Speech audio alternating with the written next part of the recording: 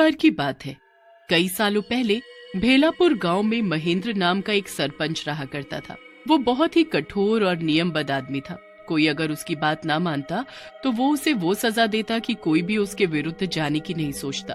लेकिन एक दिन उसकी अचानक मृत्यु हो गई। जैसे ही गांव वालों को इस बारे में पता चला, पूरा गांव उनके घर के बाहर इकट्ठा हो गया। अब तुमने सुना, सरपंच की मृत्यु हो गई है। हाँ, मुझे बताया था लीला ने। मैं तो उन्हीं के घर जा रहा हूँ। मैं भी उन्हीं के घर जा रहा हूँ। चल, साथ में चलते हैं। वो दोनों घर के पास पहुंच गए। सरपंच के शरीर को नीचे रखा हुआ था। उनकी मृत्यु से कोई दुखी नहीं था। रमेश, ये देख, कल तक तो ठीक था, ये अचानक क्या हो गया? किसी ने मारा होगा क्या? भाई, तू नहीं जानता क्या? जो इसकी बात नहीं मानता था तो ये उसका क्या हाल करता था? उन्हीं में से किसी ने मारा होगा। अमीर था, इसीलिए हर बार मुखिया बन जाता था। सब लोग सरपंच के शरीर को लेकर शमशान घाट चले गए। वहां उन्होंने सरपंच के शरीर को जलाया। उसके बाद सब अपने घर लौट गए। कई दिनों बाद गांव में एक सभा बुलाई गई। सुनो सुनो सुनो, महासभा के लोगों ने एक बैठक बुलाई है। उस बैठक में सभी का आना अनिवार्य है। वहाँ नए मुखिया का चुनाव किया जाएगा। सुनो सुनो सुनो। पूरा गांव महासभा की बैठक में शामिल होने के लिए पहुंच गया।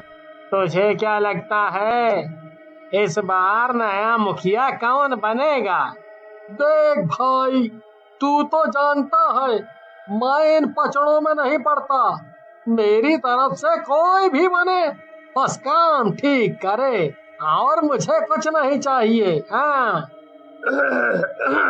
कुछ दिनों पहले हमारे पूर्व सरपंच जी की मृत्यु हो गई। भगवान उनकी आत्मा को शांति दे। लेकिन आज मैंने आपको यहाँ इसलिए बुलाया है ताकि मैं आपको बता सकूं कि हमारे गांव को अब दूसरे सरपंच की जरूरत है। अब भला कब तक सरपंच का पद खाली रहेगा? आपने सही कहा चाचा जी, लेकिन अगला सरपंच कौन बनेगा? बेटा, ऐसा इंसान जो साहसी हो, बुद्धिमान हो और समझदार भी, जो सही फैसले ले सके। अगर तुम में से कोई सरपंच के पद के लिए उठना चाहता है तो बताओ। चाचा जी, मैं उठना चाहता हूँ। मैं समझदार हूँ और साहसी हूँ। वैसे भी आप सभी जानते हैं कि मैं पूर्व सरपंच जी के साथ काम करता था, तो मुझे उनके साथ रहकर काम का तजुर्बा भी है। बाकी आप सभी की मर्जी। सभी लोगों ने उनके सरपंच बनने पर हामी भर दी। बस सभी अपने अपने घर चले गए। विक्रम मन ही मन बहुत खुश हुआ। वो अपने घर जा रहा था, तभी उसे किसी और के पीछे से चलने की आवाज महसूस हुई। उसने पीछे मुड़कर देखा। कौन है भाई? कोई है तो सामने आ जाओ, साथ ही चल लेंगे। लगता है मेरा वहम है। विक्रम घर चला गया। रात को विक्रम सोने चला गया। अचानक उसको सांस लेने में दिक्कत होने लगी। क्या हुआ जी? मेरा दम घुट रहा है। ऐसा लगा जैसे जैसे कोई मेरा गला दबा रहा हो। यहाँ तो कोई नहीं है। आपने जरूर कोई बुरा सपना देखा होगा। आप ऐसा करिए, पानी पी लीजिए।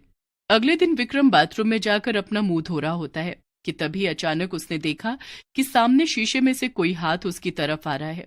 विक्रम डर गया।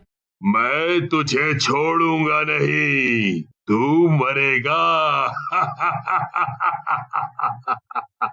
लेकिन मैं तुझे आसान मौत नहीं दूंगा। तू रोज तड़पेगा, रोज। कौन है? कौन है? सामने आओ। मैं कहता हूँ सामने आओ। तुम जो कोई भी हो, मैं तुमसे डरता नहीं, समझे? मैंने कहा सामने आओ।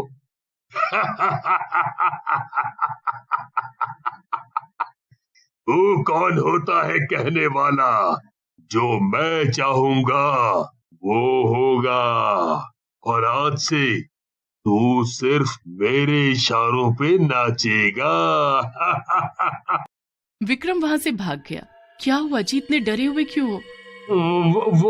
वो वहाँ रहने दो, कुछ नहीं। चलो खाना लगा दो, भूख लग रही है।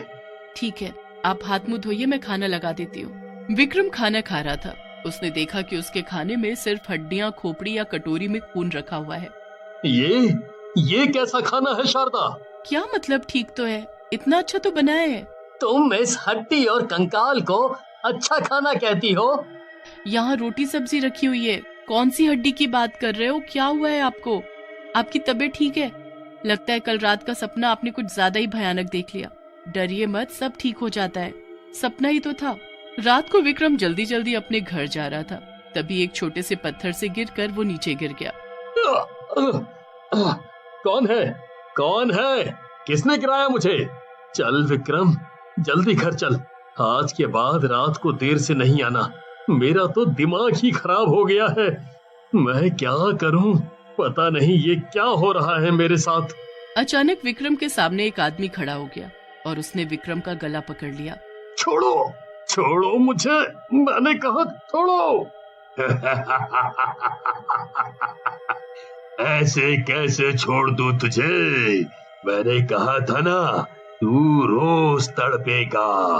तेरी मौत मेरे ही हाथों होगी, समझो तू। पहले मैं तेरे साथ खेलूंगा, फिर तुझे धीरे धीरे तड़पा तड़पा कर मारूंगा। तभी पीछे से एक साइकिल पर मनोज आ रहा था। मैं निकला साइकिल लेकर, एक मोड़ आया, मैं मोड़ को छोड़ आया, पर मैं अपनी साइकिल नहीं छोड़ूंगा। तभी उसने वहाँ विक्रम के चिल्लाने की आवाज सुनी। इतनी रात को कौन चिल्ला रहा है? जाकर देखता हूँ। मनोज अपनी साइकिल से नीचे उतरा और विक्रम के पास गया। अरे विक्रम, तू इतनी रात को यहाँ क्या कर रहा है? तू ठीक तो है? हाँ, मैं ठीक हूँ। क्या हुआ? कुछ नहीं, रात बहुत हो गई है, हमें घर जल्दी चलना चाहिए, है ना? मनोज उसे साइकिल पर लेकर उसके घर के पास छोड़कर चला गया। धीरे धीरे दिन बीतते गए। वो शैतान हमेशा आता और विक्रम को परेशान करता और चला जाता। रोज रोज की हरकतों से विक्रम बहुत डर चुका था। उसके समझ नहीं आ रहा था कि वो क्या करे। एक हफ्ते बाद उसके घर पर महासभा के सदस्य आए। आप सब यहाँ? आज विक्रम को पगड़ी पहनानी है, इसीलिए हम सब यहाँ आए हैं। घर के आंगन में सभी लोग खड़े हो गए। उन्होंने विक्रम को जैसे ही पगड़ी पहनाई। ये क्या हो रहा है? मेरा हाथ किसने पकड़ा? मेरा हाथ आगे क्यों नहीं बढ़ रहा है? अरे ये क्या हो रहा है? मैं कहता हूँ ना, तेरी उम्र हो गई है, इधर ला, मैं करता हूँ। जैसे ही उसने पगड़ी पकड़ी, भूत ने उन्हें हवा में फेंक दिया। अचानक वो भूत सबके सामने आकर खड़ा हो गया। भूत ने बूढ़े चाचा का गला पकड़ा और उन्हें वहीं पर मार दिया। महेंद्र ने विक्रम की तरफ देखा। तुझे क्या लगा, तू इस गांव का मुखिया बन जाएगा? हे प्रभु, ये सब क्या हो रहा है? मेरे पति और इस गांव की रक्षा कीजिए प्रभु, रक्षा कीजिए। उसी समय शारदा के पीछे एक औरत आई। सुन बेटी, तू जाके उस पगड़ी और लाठी को जला दे। ये जब मरा था तो उसे पहन कर मरा था, इसलिए उसकी आत्मा उस पगड़ी से जुड़ी हुई है। जा, इसे जला दे। शारदा चुपके से घर के अंदर गई और मिट्टी तेल लेकर आई और लाठी उठाई और पगड़ी के सामने खड़ी हो गई। उसके ऊपर मिट्टी का तेल डाला। तूने हमें जीते जी बहुत परेशान किया है और अब मरने के बाद भी हमारा पीछा नहीं छोड़ रहा। क्या चाहता है हम लोगों से? तुम लोगों को इशारों पे नचाना। ले, अब तू नाच। शारदा ने माचिस जलाकर उस पगड़ी और लाठी के ऊपर डाल दी। पगड़ी और लाठी दोनों जल गई। सरपंच की आत्मा गायब हो गई और तब से उस गांव में कोई भी मुखिया नहीं बना। सबके अंदर एक ही डर था कि कहीं